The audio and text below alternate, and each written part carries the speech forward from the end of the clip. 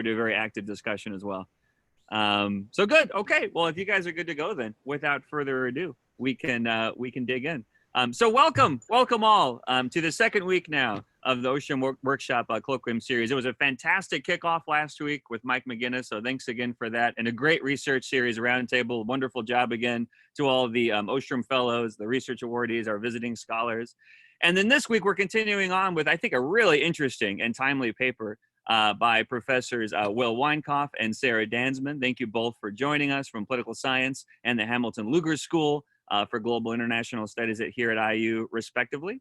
They are going to be talking about their paper, Public-Private Partnerships, the Social Connections Between Business and Government in Comparative Context.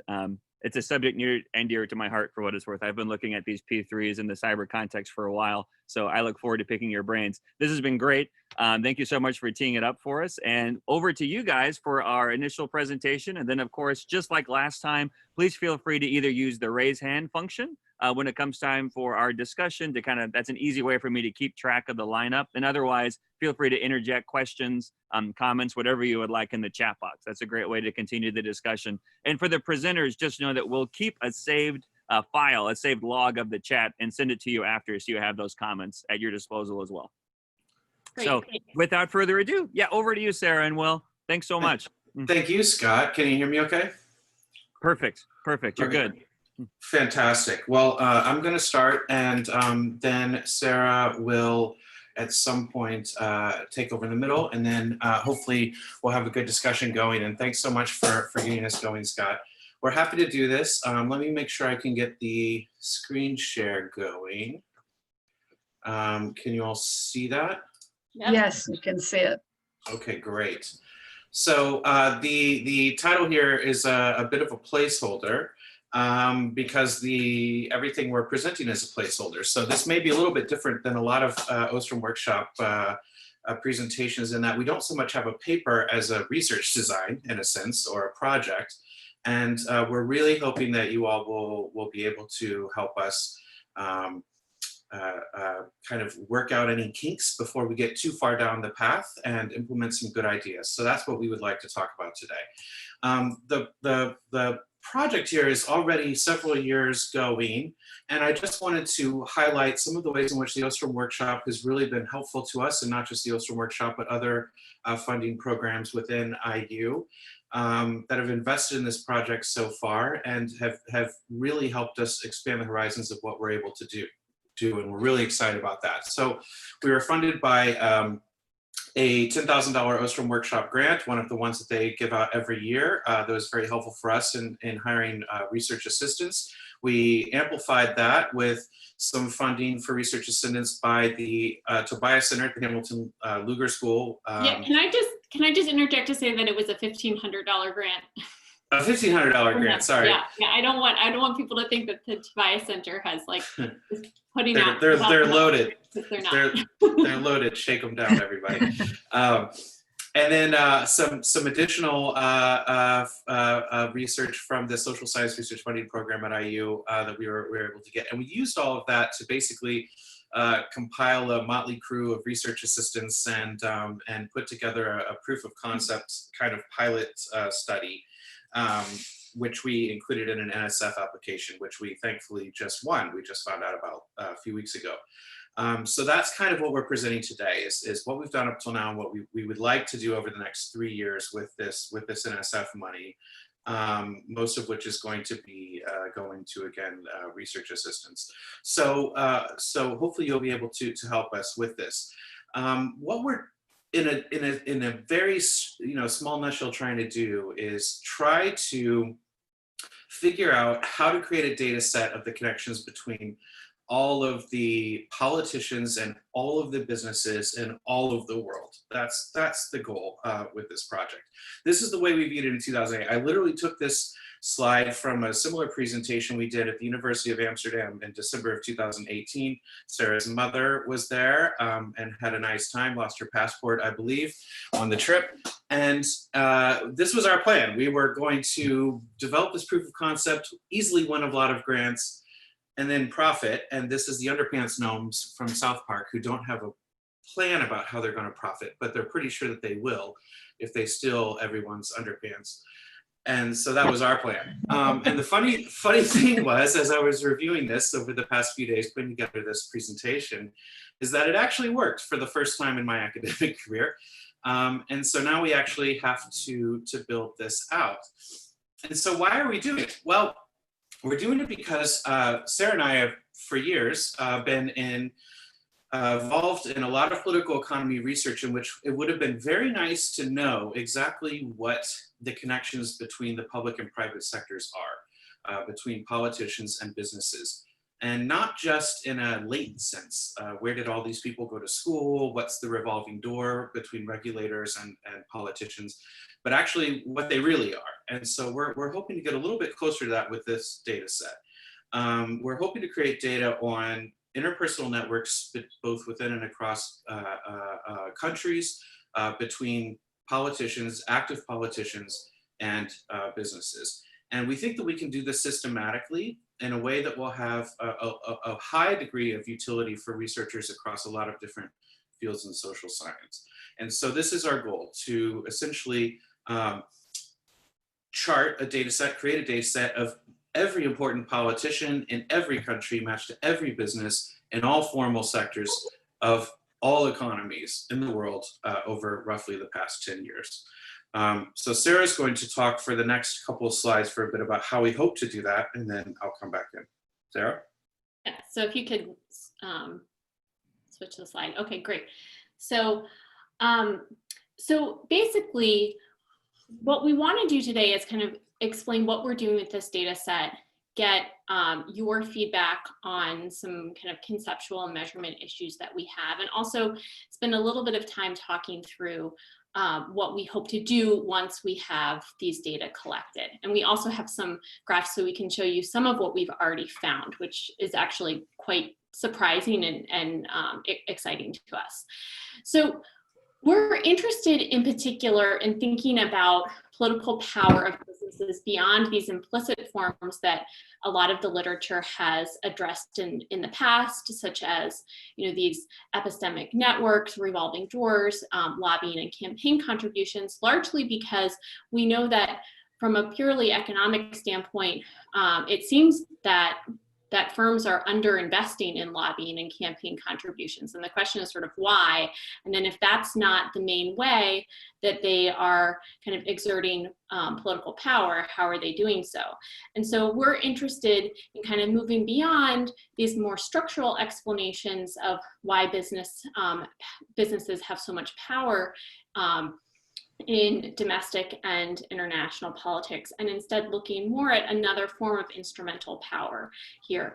And in particular, we're interested in thinking about this within this strategic choice kind of in framework, and I don't mean that we're moving into kind of formal modeling, but what I mean is that businesses make choices regarding how they want to try to influence politics.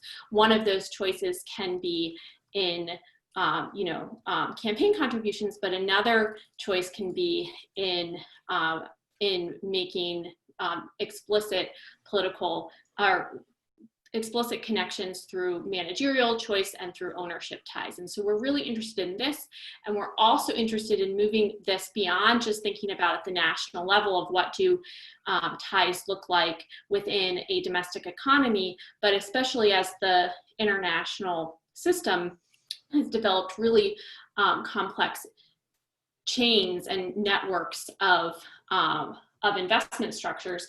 How do these political business ties transcend national boundaries?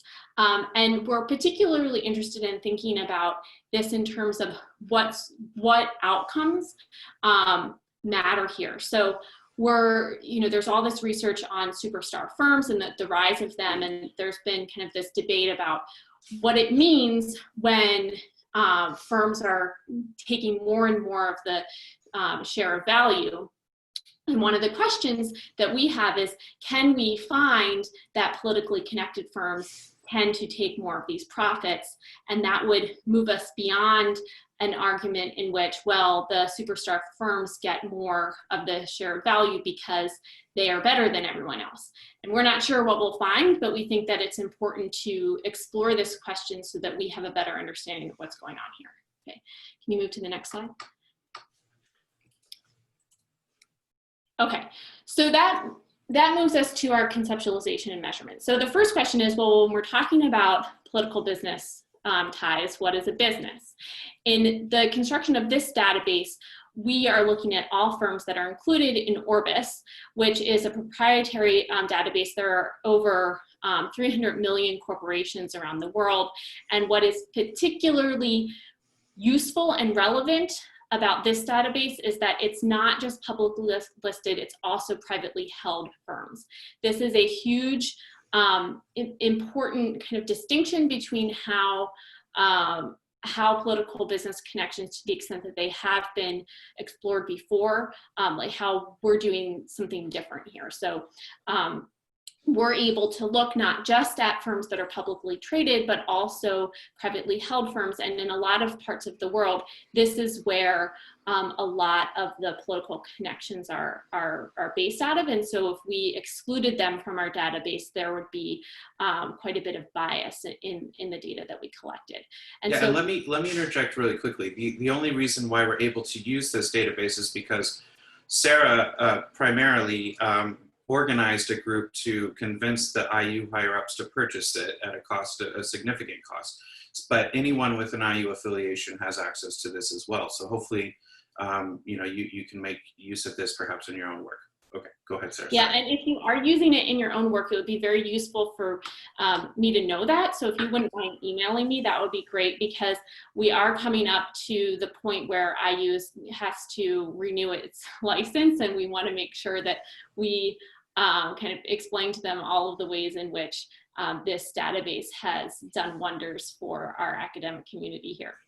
So what's also really nice about Orbis is that we can get a lot more information on firms than what we could get in other contexts. And so we can get information including who their major shareholders are, managers and board members, which is incredibly important for our measurement strategy. But we can also get information about financials and balance sheet information. This is there's variation in terms of how complete these data are across countries. So for instance, this is a lot more complete in European countries where there are a lot more requirements to file this information even if you're a private company. In the US, for example, we have the private firms and we have information about their managers and their shareholders, but we don't necessarily have all of the information about their financials. And that's just something that's an unfortunate reality in data like these.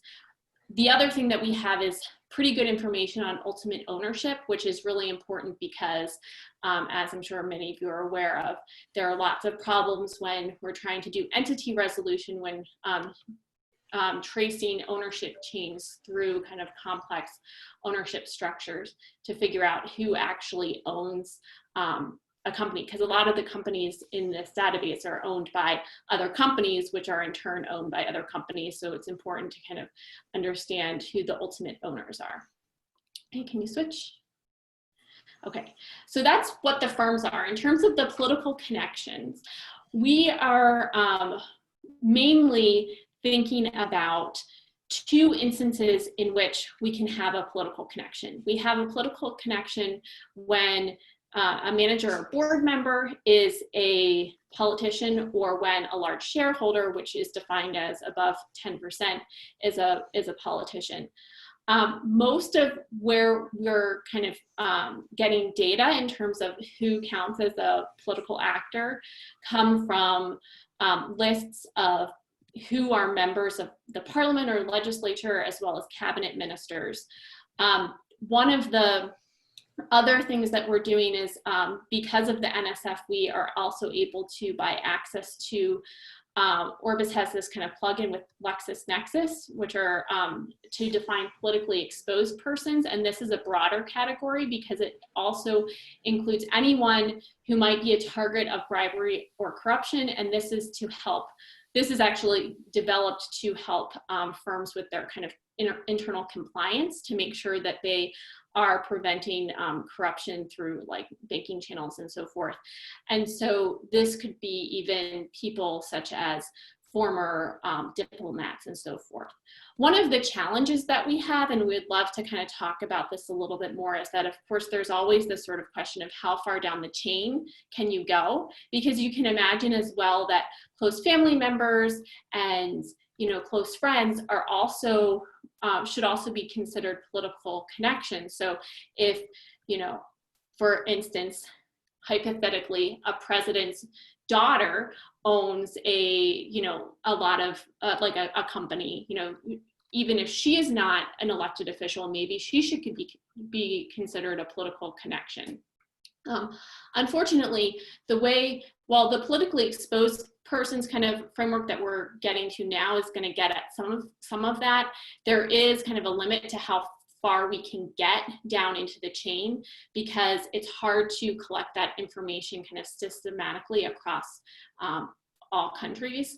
And so we have to sort of put limits on what we are defining as a political connection. But in the end, what we'll have is political connections kind of narrowly defined based off of these are people who are part of the government, and then a slightly broader category that will have these like this concept of politically exposed persons.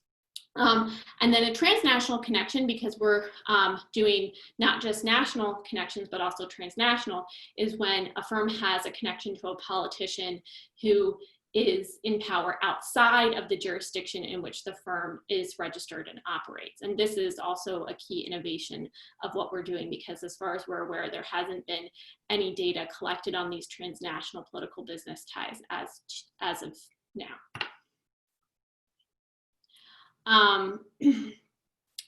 Okay, and so what we're doing here is we're actually building on previous work in economics by Fascio.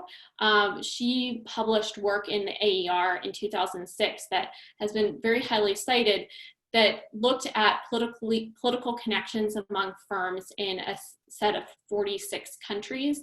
And she was looking just at publicly traded firms. And she found that politically connected firms were related to a whole host of variables of interest, including that they tended to be more profitable, to also be more leveraged, to be more prevalent in societies that kind of are marked by higher levels of corruption, and also to be more prevalent when there are more restrictions on foreign investment. But what we want to do is we want to take the data that we're collecting kind of based off of her initial kind of conceptualization of political business connections. And we want to look kind of at the correlates that make it more likely for firms and industries to have more political connections, as well as countries to have more political connections, the value that those political connections bring to firms, and then the effects that these political connections kind of bring to kind of beliefs in or basically attitudes towards political institutions and corruption and so forth. And we have a lot more data on businesses than she had, because we also have access to these private firms, and we also can look at more countries over a longer time period. And Will's gonna kind of end up here, and one of the things he's gonna do is show you how dissimilar our data is to the data that she collected. Yes, and that is where we're at right now, maybe the most interesting part that we have. But just a quick note about process. We've developed a sort of algorithmic scheme here through the help of some of the RAs that we've hired. And the interesting thing about this is that it's going to let us look at questions at multiple levels of analysis, actually the individual or firm level connections and between businesses and politicians. And we'll be able to ask questions like, does it really matter for a medium-sized firm in the financial sector in a developing country that they have a tie to a high-level politician of this type or not. And so we're really excited about really being able to get into some of these granular types of questions and having access to information about firm size, profitability, number of employees, the sectors that they're working in, who their ultimate owners are. The unfortunate thing about this, from the public perspective, is that we cannot release the granular Orbis data, but we will be able to release everything that we collect in code. So if you have access to these data, as we say, they're proprietary, you'll be able to replicate that. What we will be able to release publicly is aggregations at the country level. So the percentage of the economy that has political connections defined in particular ways, such as the amount of market capitalization, total assets under control, total amount of economic output.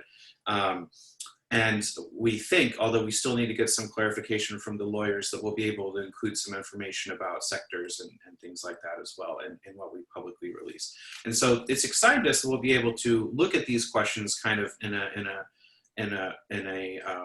variegated way. So here's a quick and dirty look at what we've been able to do so far. We started with the set of countries that Fatio was working with. As Sarah said, is about 46 countries, 47 countries. We've, I think, coded 43 or 44 of them at this point. And we have very different results from her. And the data that she has a relatively compressed range. From roughly 0% of politicians in her data that have political connections to about 10% in all of the countries under her sample. We go from 0% to over 80% just in the same subset. So things have changed, either because we have access to a lot more data than she had, which is what I believe, or because the prevalence of these connections have increased dramatically over time. And that's what this slope graph is sort of showing. On the left column, Fatio's data, on the right column, our data so far. And as you can see, there's a large amount of variation here. And that's what really excites me compared with what Fatio has. As a social scientist, of course, variation is good for us. Because it gives us something to explain. So one of the things that we're going to do is to try to explain these patterns, but then also explain how these patterns impact societies. And we have a quick and dirty look at that. This is just a 2x2 plot of the relationship between perceptions of corruption and the prevalence of these connections in Fatio's data, roughly the year 2000. It was sort of a multi-year period that she looked at, but around the year 2000. And there's no relationship here. There's no statistical relationship, and there's no explanation of the variance in terms of adjusted R squared.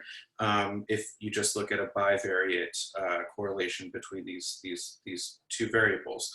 But if you look at our data, we see maybe something. There's still a lot of spread, but there is a statistically significant relationship such that when a greater percentage of politicians in a country are connected to private business, perceptions of corruption are statistically significantly higher, and it does seem to have some relationship to explain the variance.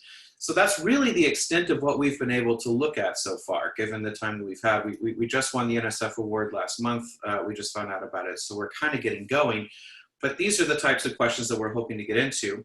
And we're hoping that you all can help us straighten out what we should do and shouldn't do in order to make this have the best impact possible. And I think we'll just stop there since we've already gone a little bit over what we planned. That's quite all right. First off, virtual round of applause. Fantastic. Thanks. To both of you. I know it's early days, but you've already covered a lot of ground, which is fantastic to see. And I'm getting good. A lot of people are going to have great input. They're already coming in. So I'm keeping track of the queue, guys. So it looks like we have John first and then Jess, and we'll move to Travis after that. So John, you want to kick us off? Sure. Thanks. This was really interesting, especially since this is not something that I usually read about. So it was interesting to read at least the early days version. I was curious as I was reading it, will this take into account if a politician or a PEP used to have a share, like a significant share in a corporation, but does not currently? So like, is there any kind of connecting to if this person used to be part of X company or connected to X company and now is not, but is politically connected? Yeah, I think so this raises a broader category of issues, which is questions about time, and we're slicing into this at particular points in time. And I guess that the best answer that we would have for you is it depends. So we're hoping to collect data on 10 years. We chose 10 years because that's the amount of data that Orbis makes available to their subscribers at any given point in time. So every year that they add a new year of data, they delete an old year. So you can bargain for access to the historical data and try to get more years, but that requires more funding, and we don't quite have that yet. So if a divestment, for example, happens within 10 years, then we would be able to capture it. But if it's outside of that window, we wouldn't. One of the major limitations. Yeah, but I think kind of more broadly, what that also means is that if a politician had that, like, in order for there to be coded a tie, it has to be the case that the politician was in office for some amount of time while they had that ownership or managerial kind of position or board membership within the company. And then if they subsequently sold off their ownership or resigned their position, then the tie would break, but you would see that the tie would exist in the time series. And that, I think, John raises a really good point about kind of thinking conceptually about what creates the tie between the politician and the business, because you could make an argument that, well, like, because the politician knows that company really well, they might kind of look after it in a way that they wouldn't otherwise.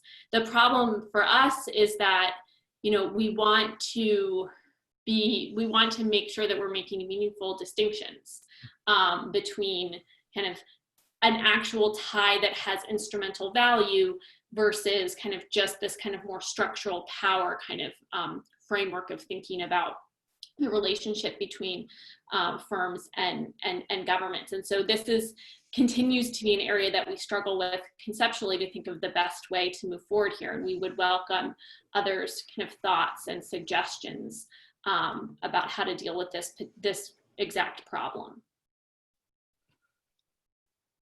That makes sense. Thanks.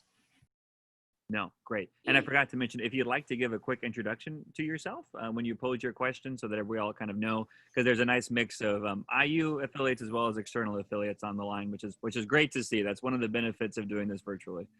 So Jess, over to you next, and then we'll do Travis and then Brian. Cool. Awesome. Well, I've already told you guys in person, or at least separately, but congratulations again on the NSF. That's wonderful news. I'm really excited for you guys.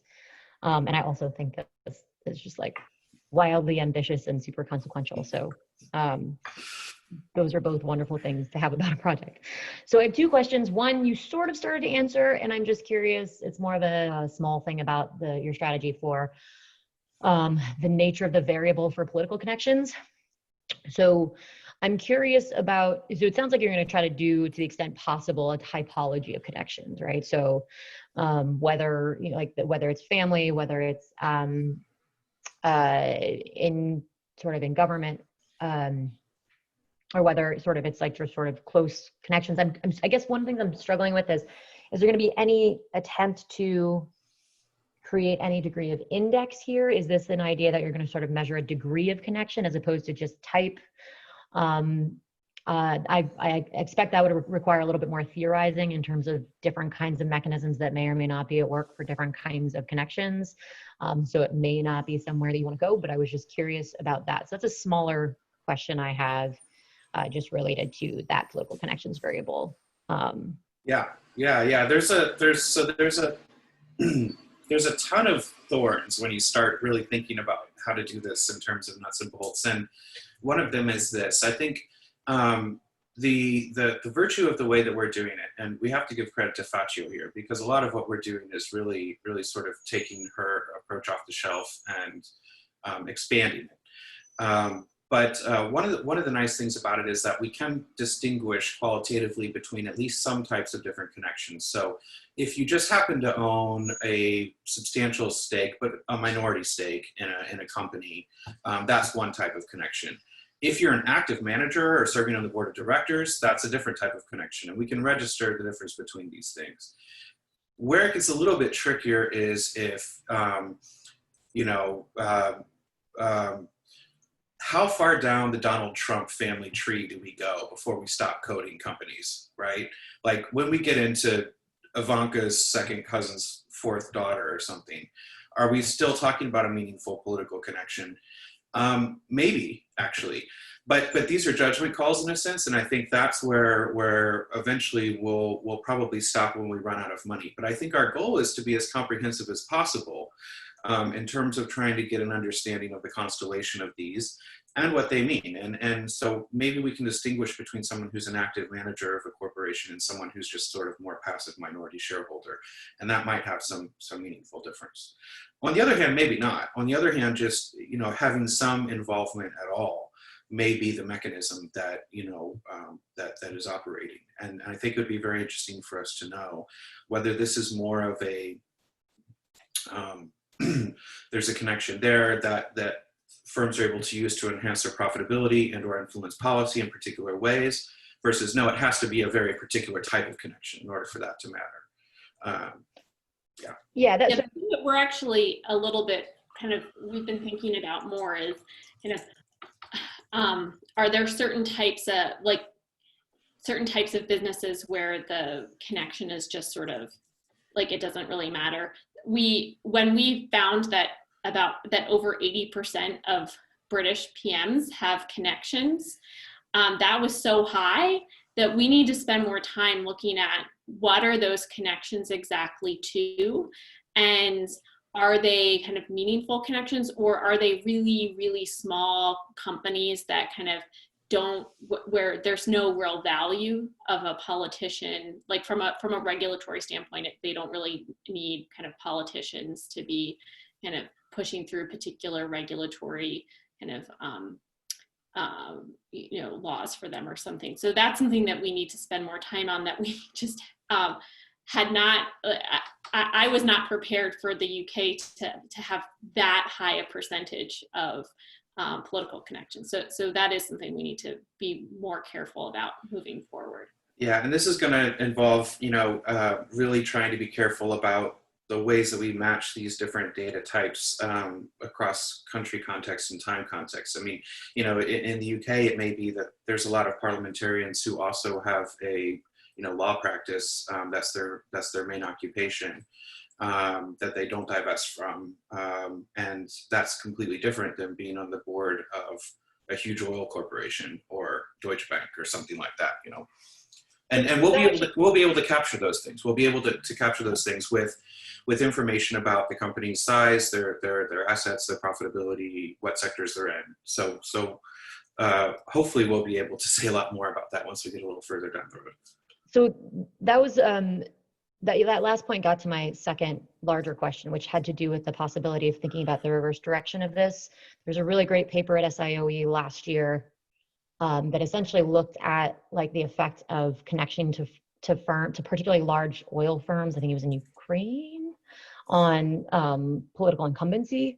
And I was just sort of thinking that this is actually a dynamic process. And so there may be some selection things that you're going to have to deal with. There's its own interesting project in and of itself, but also just in terms of thinking about how these connections either make it into your data set or don't, based on who is in power and why. So.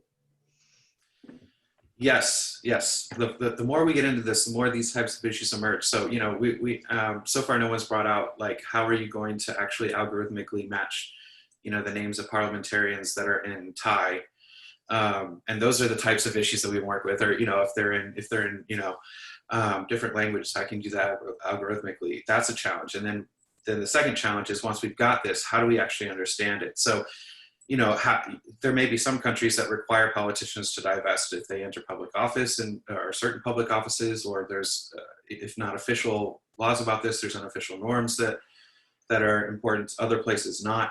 How do we compare these things? And that is a central question. The best answer that I have at this point is that all of these types of potential issues are wonderful for you all to bring up so that we can have a list, so that as we go and are tasking our RAs with the coding, that we'll be able to try to tackle as many of them as possible, because yes, we know that this is a project. Fantastic.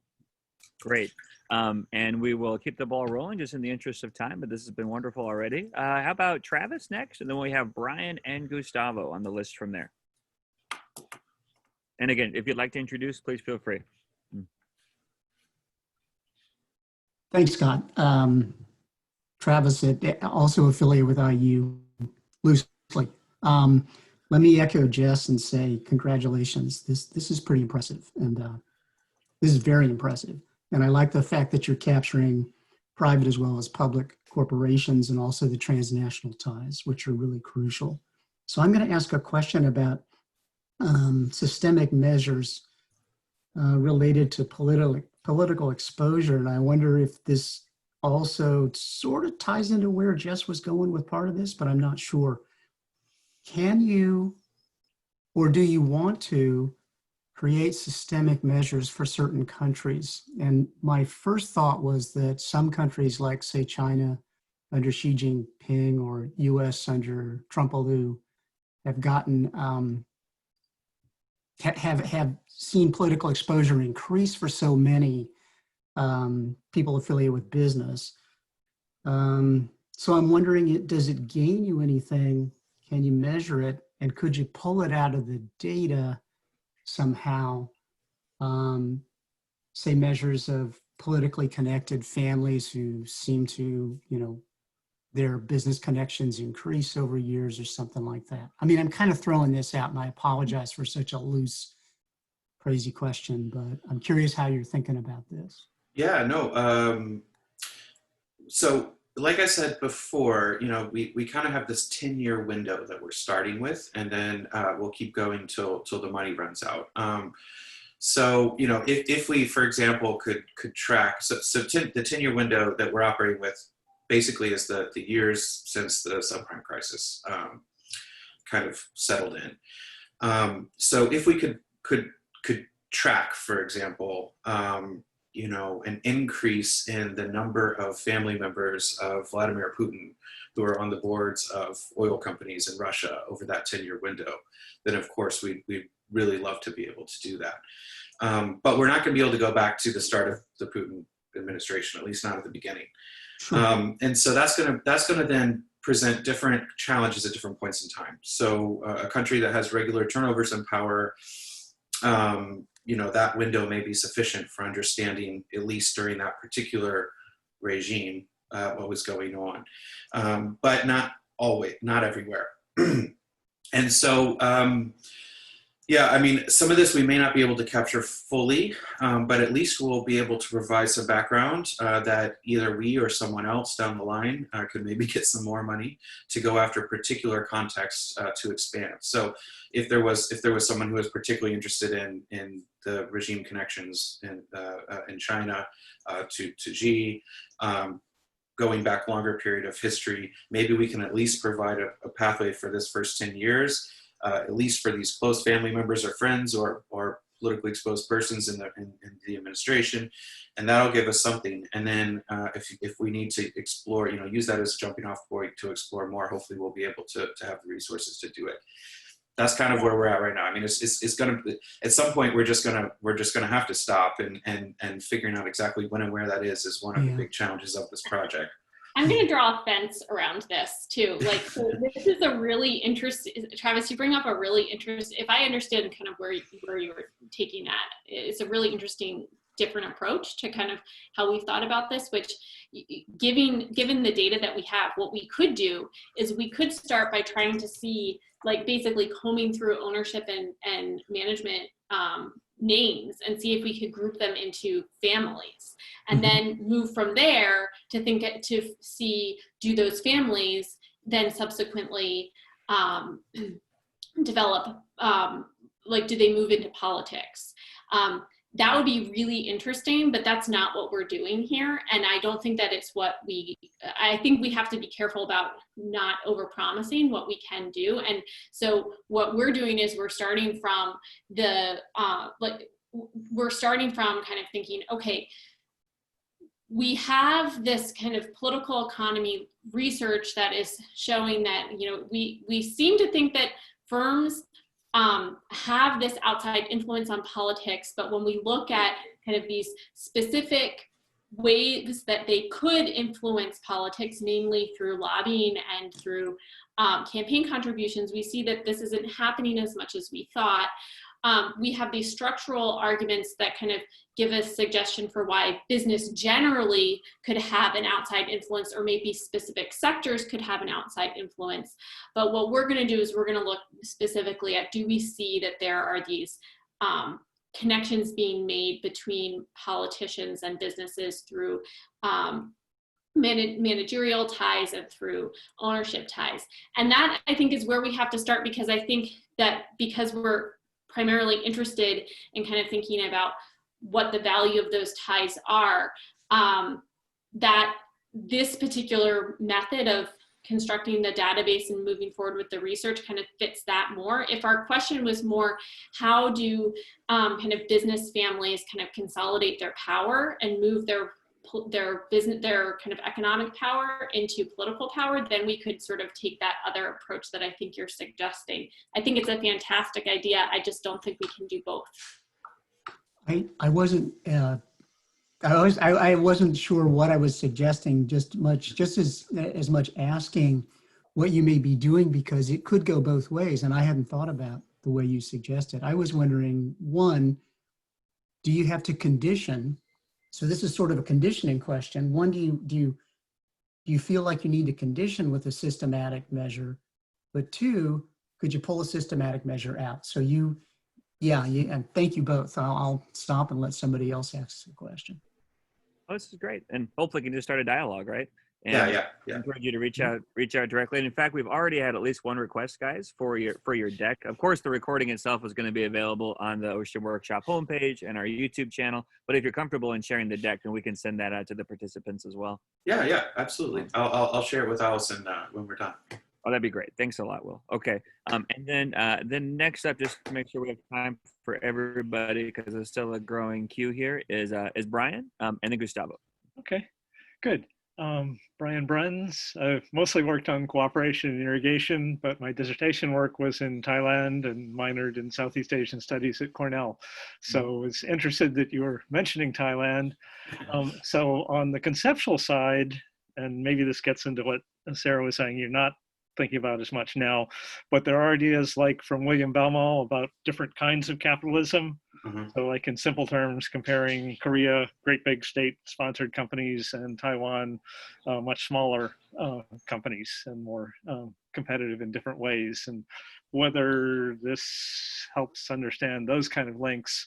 And then specifically in terms of Thailand and how things might show up in this database. Back in the 50s, the Thai military elite kind of realized that state-owned companies were not working and made deals with basically largely Chinese business families, which ended up with generals on corporate boards, the kind of thing that would show up there. But another thing that happened, and I can't give you the citation, but I remember somebody making a strong argument, basically a bunch of the elite families would, if the founder had 4 children, send one of them into the bureaucracy to kind of keep those connections and so on.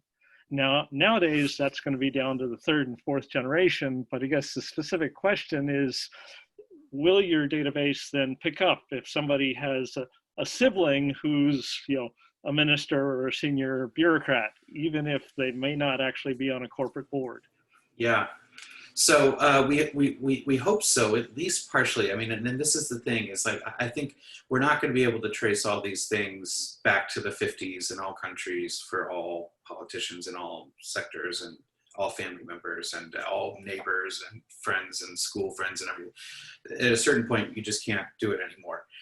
However, if it's the sort of enduring connection that you're talking about that persists across time, is maybe multi-generational, then that's exactly what we would hope to catch with the politically exposed persons registries and those types of things. Ultimately, you know, we're going to miss stuff. We're going to miss probably important stuff. I think it's just, it would be very brave to claim that we're not ever going to miss anything like this. But what we're hoping to do is come up with something that will allow people, not just us, to ask exactly the kinds of questions that you do about varieties of capitalism and ownership structures in Korea versus Thailand versus other places. And how do, you know, we sort of have heuristics about this. We have some understanding about how these things work, but how do these particular sets of connections, you know, not sort of latent connections or whatever, but direct personal, interpersonal connections matter in terms of structuring these different economies. And to the extent that we can pick that up across time, that would be excellent. Like I said, we'll keep going till the money runs out. But at least we would like to be able to get something that would be useful as a comparative snapshot. And so that's really the goal. And then hopefully we provide something that other scholars can then take off the shelf, bring their case knowledge to, and enrich and enhance, and help us fill in gaps where we may have missed something. And to just, I want to be quick so that we get everyone's questions. But I don't think that we would measure that particular type of connection that you're mentioning. I don't think that would show up in our database, but I don't think that is necessarily a problem for our particular data, because I think the type of connection that you're talking about is this kind of long-term kind of cultivation of a particular type of network that's not specific about, it's not necessarily the specific business tie to government, but a long-term family tie to government in a different way. And I think that that's important, but I think that we have to, again, put a fence around kind of what we are measuring and what we're not measuring, because if we try to measure everything, we're not going to be able to measure anything. And I think in particular, what we're interested in is thinking about the idea of basically making a political business connection as a choice of, I am investing in this particular company or this particular, like, I'm working to make this specific tie. It's not necessarily a long-standing tie, because I think that having this tie is going to help our business kind of politically. And I think that we need to be careful to not try to say that we're trying to explain everything through this project, because again, like, we're not going to be able to do that. And I think that conceptually, that's a good way to think about kind of what we are doing versus what we're not doing. But Will could differ with me. This is the nice thing about having a co-author. You have a built-in argument. Yeah, no, I don't disagree with that. I mean, again, like I said, I mean, we would like to get, or I at least would like to get as wide of a snapshot as possible. But as Sarah said, I mean, you know, we have to focus and try to do what we can do as well as we can, and be clear about what we're not able to do, and at some point draw the line. So, you know, right now we're starting with specific people on these different lists that we're able to create. Whether we're able to go all the way down the line to all connections will just sort of depend. But we're starting with the specific people themselves, the ones that we can be sure are important and are meaningful connections. Just very quickly, whether you are looking at alumni connections, and for recent ones, including, you know, MBA programs, because the elite, again, send their kids off to MBA programs, and then those people go into, or they used to anyway. Yeah. So this is the sort of thing that we like to be able to kind of, our data to be able to port into research designs that are looking at epistemic communities or things like that. How far we'll be able to chase down each particular rabbit hole is I think, you know, we probably won't, at least over the duration of this, you know, this next window of the project, the next 3 years. we probably just won't have the time. But we're hoping to initiate something that will allow us and others to take our data and then as a jumping off point and then go even further. Fantastic. And then Gustavo. And after that, guys, we have an open queue. So I have a couple quick points, but if there's others that would like to weigh in, there'll be. There's also a question in the chat that I. Yeah. Oh, great. We'll circle back to that. Thanks for that, Sarah. Okay. But Gustavo? Okay, hi, thanks. Just a couple of thoughts. I was thinking that I know that your main goal is to build the data set, but depending on the type of questions that you have, the data that you need could be very different, no? So I'm thinking that maybe it's useful to consider what is the outcome variable that you have in mind. So what are you trying to explain? Are you trying to explain, let's say, corruptions or some other political outcomes as a functions of the connections, or you are trying to explain the connections, okay? Or third alternative, are you thinking to distinguish different theories of lobby? So depending on what you want to do, it's in which direction you should kind of expand the data set, no?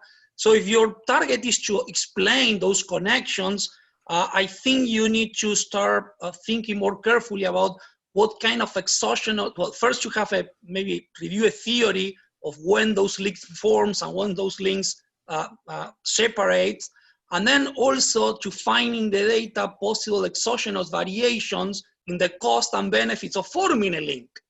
If your idea is to have this as an explanatory variable, and then let's say on corruption as your outcome variable, then you need to start thinking on how these changes in the possibilities of forming these ties or not affect the outcome variable. So in some sense, depending on what you want to do, and finally, if you want to distinguish different theories of lobby, you really need to complement this data set with contributions and standard links related to lobby. So in some sense, it's whatever you want to do with the data set, it will be highly affected by with which kind of research question you want to answer. So I would like to encourage you to think more carefully about that, so to give a more theoretical and systematic orientation to the type of data set that you build. Yeah, so I mean, we have sort of been so focused on creating the data set that in some ways this is a little bit more kind of inductive than maybe some of the other work that we've done in the past. But in the paper that we circulated, we do have kind of the 3 objectives from our NSF grant, where we talk through like very specifically kind of, these are the 3 kind of buckets of questions. One is about kind of what are the correlates of these ties, and we have a table that kind of that has the kind of variables, the concepts and variables that we're interested in for each of those that we think might matter.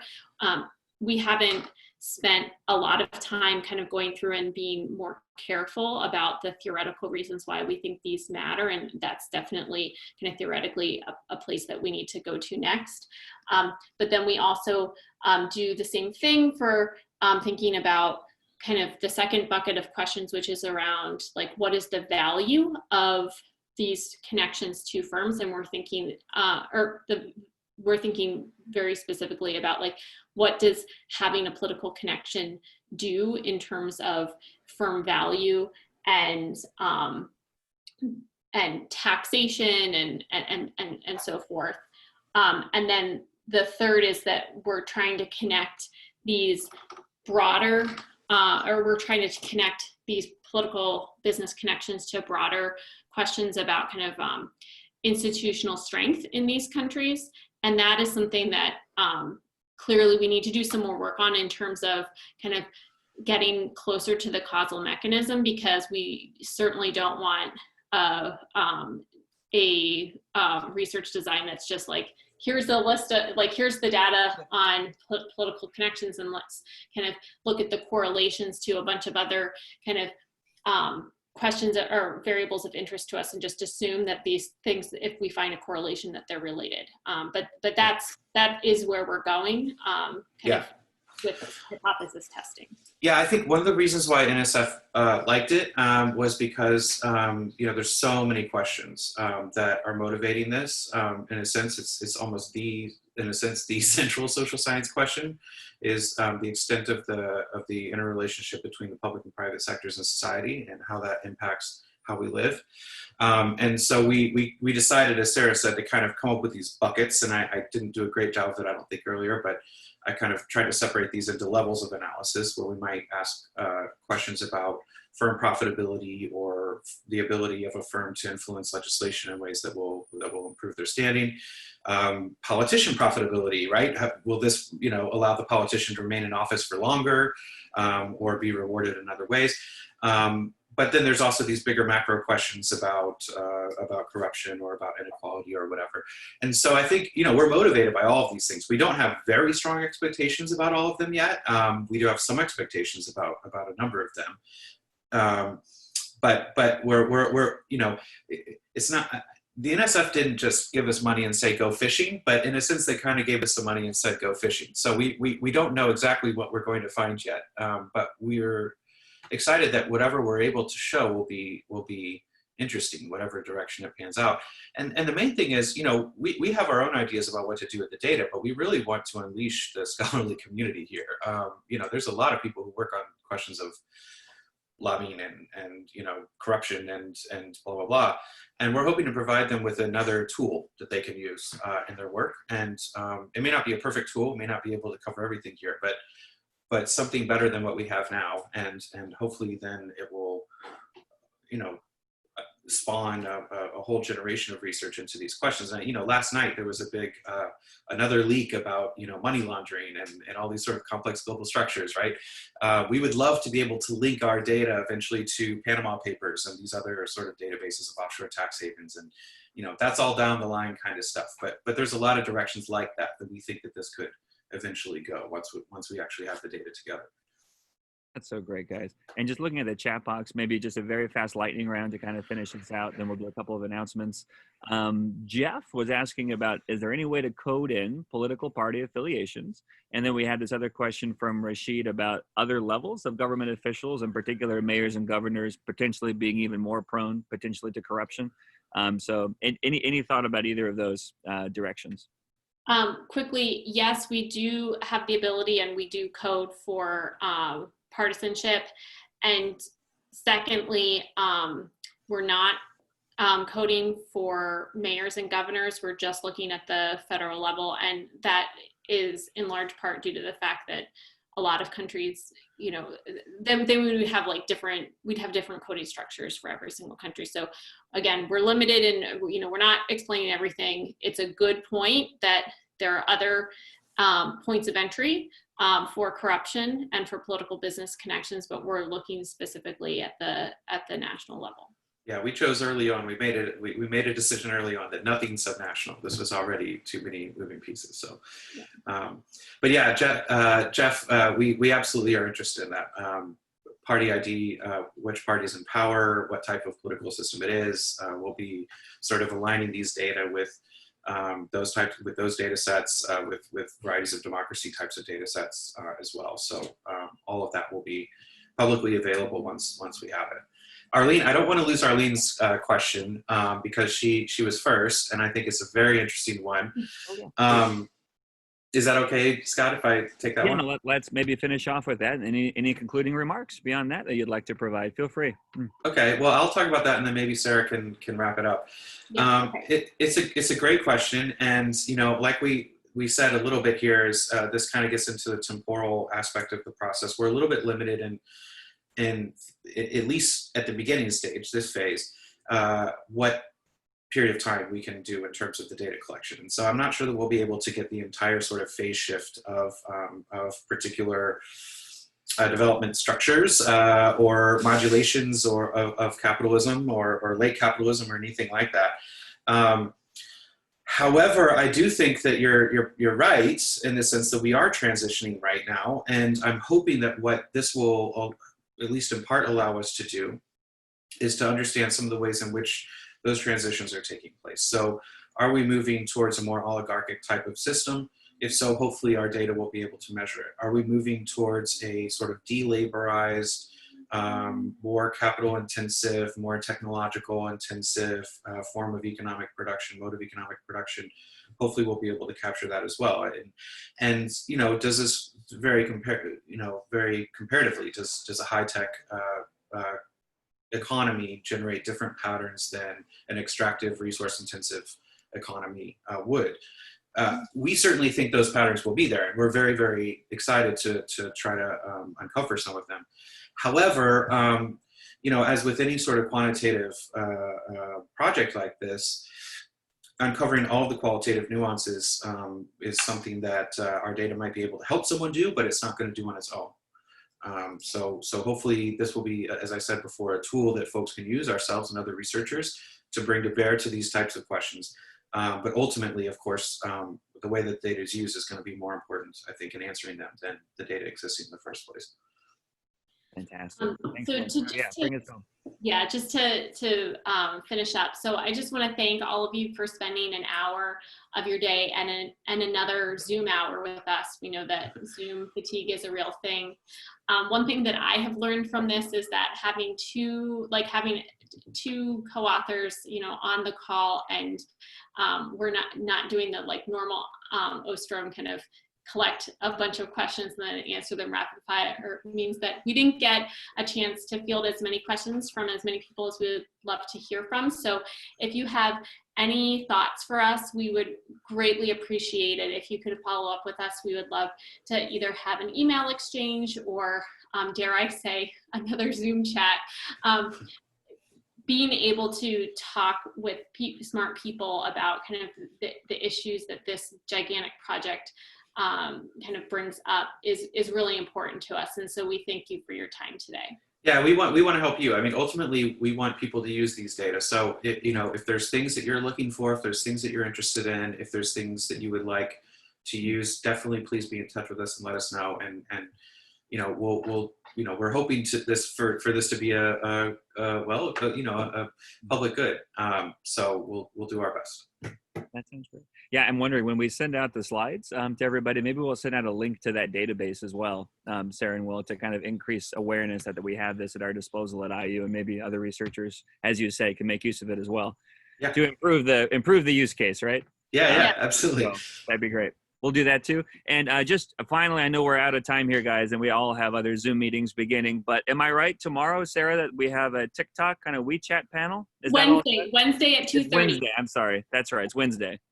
And that's Wednesday at 2:30. So for anybody interested in TikTok, WeChat fiascos and related debates, maybe we go send out a link to that as well. We'll put that on the website. But thanks for organizing that. That's going to be great.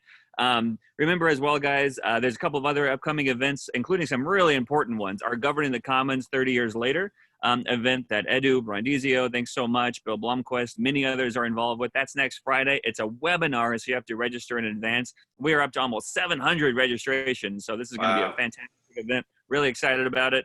We have a Cyber Peace Colloquium this Friday. If anybody's interested in kind of peace building efforts, that's going to be going out here soon. This Wednesday, Frank Lehrhoven is giving a really nice talk. He's our Osher Memorial Lecture, but particularly for the students on the line and our fellows, he's going to be giving a talk all about the publication process, right? What everybody, you know, should know and doesn't know. So kind of the insider's take on that from his perch at as the editor of the International Journal of the Commons there. So that's going to be great.